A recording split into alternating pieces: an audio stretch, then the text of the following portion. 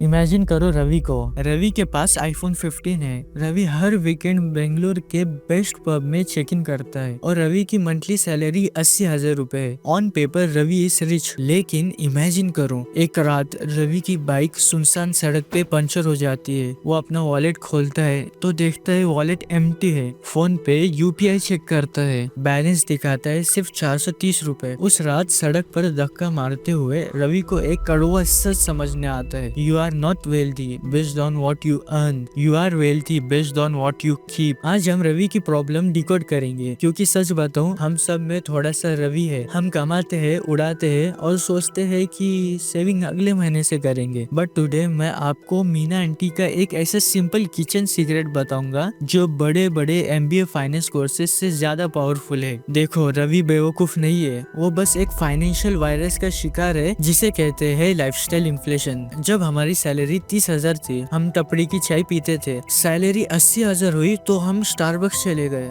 हमारी नीड वही थी कैफीन, लेकिन हमारी वांट ने कॉस्ट को 100 गुना बढ़ा दिया। पार्किंसंस लॉ भी यही कहता है, expenses expand to fill the income available. यानी अगर अकाउंट में पैसा दिखेगा तो वो खर्च ही होगा। रवि को लगता है सेविंग मतलब सैक्रिफाइस। वो सोचता है यार अभी एंजॉय नहीं करूंगा तो कब करूंगा। प्रॉब्लम एंजॉयमेंट की नहीं है, प्रॉब्लम है कंट्रोल। अब मिलते हैं मीना आंटी से। इन्होंने कोई बड़ा फाइनेंशियल कोर्स नहीं किया, लेकिन इनका सिंपल रूल था, खाना पकाने से पहले वो एक मुट्ठी चावल निकाल कर अलग डब्बे में डाल देती थी। उनका लॉजिक क्लियर था, पहले सेव करो फिर कुक करो। एक दिन से फर्क नहीं पड़ा, एक महीने से भी नहीं, लेकिन जब शहर में फ्लड आया और मार्केट बंद हो गए, पूरे लोकेलिटी में सिर्फ मीना आंटी के घर में फैमिली को खिलाने के लिए अनाज था। यही तो असली सेविंग है, अपना फ्यूचर सिक्योर करना। वॉरेन बफेट भी यही कहते हैं, do not save what is left after spending, spend what is left after saving. Meena aunty यही कर रही थी। रवि फॉर्मूला यूज कर रहा था, income minus expenses equals saving. और हम सब जानते हैं एक्सपेंसेस के बाद कुछ बचता ही नहीं। अब शायद आप बोलेंगे ओके आई गेट इट, मैं 30 का हो जाऊंगा तब सेव करूंगा, अभी तो मैं यंग हूँ। Let me show you the cost of that sentence. इसे कहते हैं कॉस्ट ऑफ डिले। मान लो रवि 25 की उम्र में 10,000 की SIP शुरू करता है, एज्यूमिंग 12% रिटर्न। 60 की एज तक उसके पास होंगे 6.4 करोड़।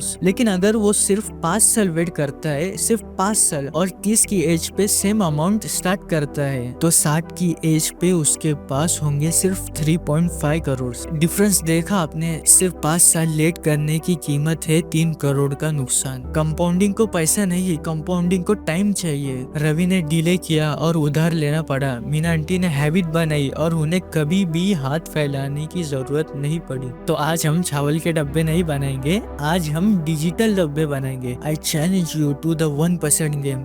अपनी इनकम का सिर्फ 1%, हाँ सिर्फ 1% सैलरी आते ही अलग अकाउंट या लिक्विड फंड में ट्रांसफर कर दो। इसे नाम दो इमरजेंसी फंड्स। लगता है छोटा है, पर कल जब इमरजेंसी आएगी और तुम्हें किसी के सामने हाथ फैलाने की जरूरत नहीं पड़ेगी, तब समझोगे कि असली इंडिपेंडेंस क्या होती है। सेविंग बोरिंग नहीं है बॉस, सेविंग तुम्हारी आजादी का टिकट है। It is a power to say no to a toxic boss, the power to handle a medical emergency and the power to fix a puncture without panic. अगर तुम इस trap से निकलना चाहते हो तो शुरुआत आज से करो, क्योंकि फाइनेंशियल फ्रीडम सैलरी बढ़ने से नहीं, हैबिट बदलने से मिलती है। सब्सक्राइब।